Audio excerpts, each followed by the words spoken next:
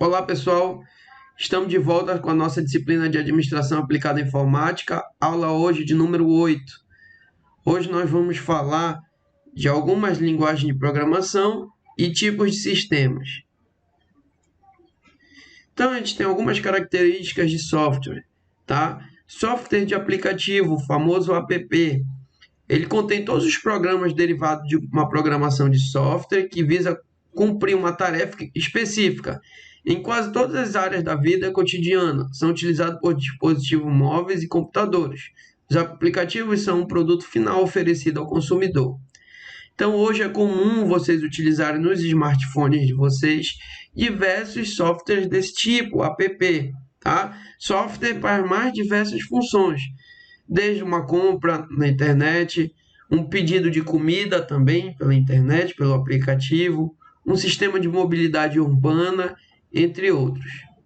São aplicativos criados que podem ser utilizados por uma vasta gama de atividades e pelos mais diversos setores. Podemos citar, por exemplo, programas para digitar textos, programas de trabalho, de planilha, etc. Qualquer ramo de trabalho, seja na indústria, comércio ou serviço, pode utilizar desses aplicativos em geral. Software de sistema. Ele permite que o usuário possa usar uma interface do sistema operacional incorporada ao dispositivo.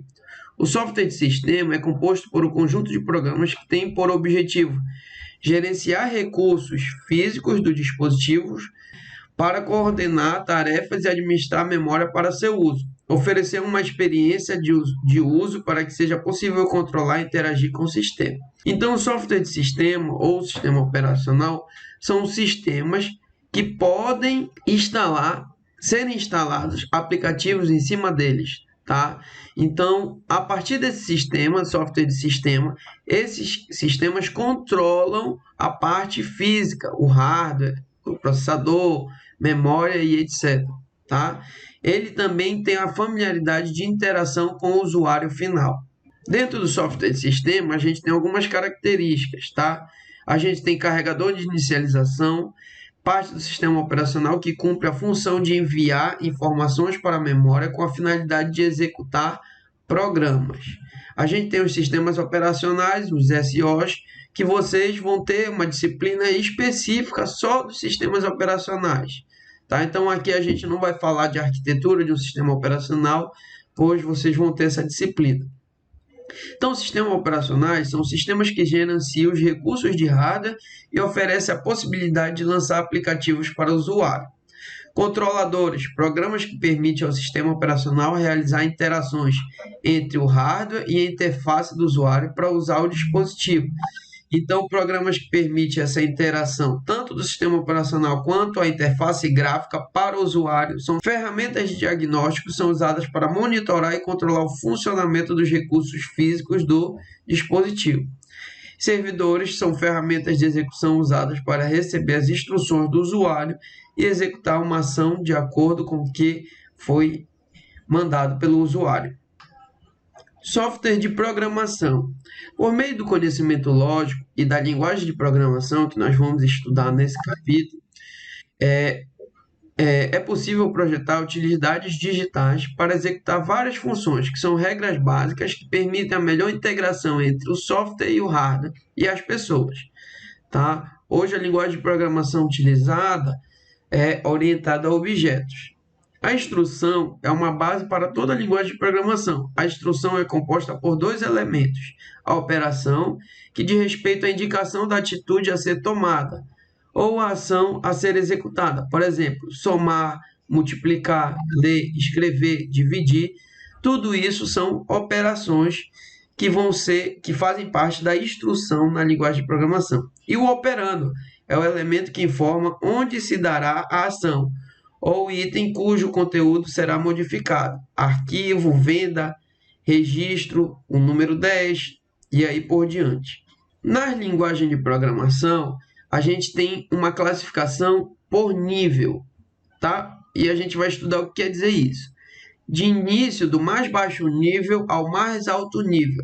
Então, a gente tem a linguagem de máquina, que é uma linguagem bem baixo nível, temos uma linguagem baixo nível, uma linguagem de alto nível e uma linguagem de altíssimo nível. Então, quando a gente está falando de máquina, a gente está falando do computador em si, daqueles bits que nós vimos na aula passada, e quando a gente está falando de uma linguagem de altíssimo nível, a gente está falando de uma linguagem mais próxima do usuário final. O nível diz respeito ao elo de ligação entre o usuário final, que é alto nível, e a máquina. Quando usamos o termo baixo nível, estamos nos referindo ao nível de elo de ligação do homem e a máquina. Tá? Então, uma linguagem de máquina é a linguagem de programação mais próxima da máquina. É a própria linguagem que a máquina trabalha. Somente essa linguagem consegue enviar instruções ao processador. É como se eu tivesse uma linguagem que só essa linguagem manda os bits 0 e 1 para o processador. Uma linguagem de baixo nível é uma linguagem de programação bem próxima da máquina, porém com algumas regras acessíveis ao usuário. O programador deve conhecer o equipamento que será programado e dele extrair o melhor benefício possível. Por exemplo, Assembly é uma linguagem de programação de baixo nível. Tá? Então, ela não é diretamente 0 e 1, mas ela já tem uma série de regras. Nós temos também linguagem de alto nível, que são linguagens mais próximas dos seres humanos, com regras, códigos mais próximos da linguagem natural. Não exige conhecimento das características do equipamento, pois não permite variedade de instruções capaz de interferir a esse ponto no computador. Possui códigos mais padronizados, por exemplo, o COBOL e o Fortran. Temos também linguagem de altíssimo nível. É a mais amiga do usuário. São linguagens de programação mais acessíveis ao usuário, em face do grau de simplicidade com que as instruções são construídas.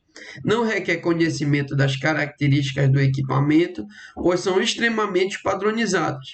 Utiliza-se maior recurso de hardware, se comparado a outras linguagens, para a realização de uma tarefa. É mais utilizável por programadores de linguagem de programação de alto nível. Esses programas são traduzidos para a linguagem de máquina. Tá? Então, como é que funciona uma linguagem de alto nível?